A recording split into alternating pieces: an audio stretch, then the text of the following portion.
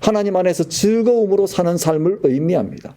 그 기뻐하는 삶과 즐거운 삶을 통해서 세상 사람들에게 빛을 발하는 삶을 살라는 말씀입니다. 하나님의 작품으로서 자기 가치를 인정하고 하나님께서 의도하신 작품으로서의 인생을 사는 것, 구원의 기쁨을 누리고 다시 사는 새 생명의 삶을 감사하며 예수님을 주님으로 모시며 그리스도인답게 사는 것. 그래서 세상 사람들이 우리를 바라보고 왜 저 사람은 저렇게 기쁘게 살지? 왜 저 사람은 저렇게 즐겁게 살지? 저 사람의 삶의 비밀이 무엇인지를 궁금하게 만드는 삶. 이게 하나님께서 우리를 구원하시고 창조하신 목적입니다. 성경은 우리에게 말씀합니다. 아무에게도 악을 악으로 갚지 말고 모든 사람 앞에서 선한 일을 도모하라. 할 수 있거든 너희로서는 모든 사람과 더불어 화목하라. 악에게 지지 말고 선으로 악을 이기라. 다 무슨 의미일까요? 선함의 중요한 의미들이 다 포함되어 있습니다. 사랑하는 성도 여러분, 우리가 교회를 다니면서 신앙생활을 하면서 많이 기뻤으면 좋겠습니다. 많이 즐거웠으면 좋겠습니다. 좀 그만 심각했으면 좋겠습니다. 그만 울었으면 좋겠습니다. 예수님을 십자가로 내몰았던 자칭 하나님의 사람들, 스스로 의롭게 여겼지만 악을 행하였던 죄와 허물로 죽은 사람들처럼 우리는 살지 말아야 합니다. 우리는 예수 그리스도와 함께 살리심을 받은 사람들이요, 예수님과 함께 우리의 죄와 허물을 십자가에 못 박은 사람들로서 새 생명의 길을 걷는 사람들이어야 합니다. 그렇기 때문에 우리는 나 자신을 비롯한 나의 이웃, 다른 사람들을 넘어뜨리고 파괴하며 죽이는 삶을 살아서는 안 됩니다. 우리는 예수님처럼 살림의 삶을 사는, 부활의 삶을 사는 그리스도인이 되어야 합니다.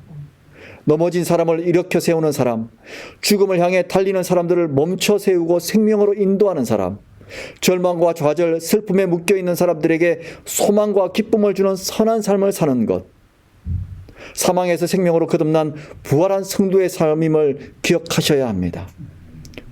그렇게 살기 위해서 힘쓰고 애쓰는 저와 여러분이 되기를 간절히 소망합니다. 사랑하는 성도 여러분, 말씀의 결론을 맺고자 합니다. 예수 그리스도 십자가와 부활, 단순한 종교의 상징과 상징적인 과거의 이야기와 사건이 아닙니다. 지금도 우리 가운데서 우리 삶 속에서 살아서 역사하는 하나님의 은혜의 통로입니다. 하나님께서는 이 은혜의 길을 통해 저와 여러분이 사망에서 생명으로 거듭난 부활의 삶을 사는 선한 그리스도인이 되기를 원하십니다. 기쁨으로 가득 차고 즐거워하는 그리스도인이 되기를 원하십니다. 이 놀라운 하나님의 선물을 누리는 저와 여러분이 되기를 간절히 기도합니다. 이 하나님의 은혜의 통로가 되어 새 생명의 길을 보여주고 초청하는 저와 여러분이 되기를 간절히 기도합니다. 우리 저 옆에 분하고 마지막으로 한 번 더 인사하겠습니다. 기쁨으로 사는 성도가 됩시다. 시작. 기쁨으로 사는 성도가 됩시다. 또 한 번 더 해볼까요? 그것이 부활의 삶이랍니다. 시작. 그것이 부활의 삶이랍니다. 아멘. 기도하겠습니다. 하나님 아버지 고맙고 감사합니다. 즐겁고 복된 이 부활의 주일 우리에게 맞이하게 하신 그 하나님의 은혜에 감사드립니다. 하나님, 우리가 부활의 삶을 살게 하시고 부활의 삶을 통해 선하신 하나님을 드러내는 주의 자녀 되게 하여 주시옵소서. 감사드리며 예수님의 이름으로 기도합니다. 아멘.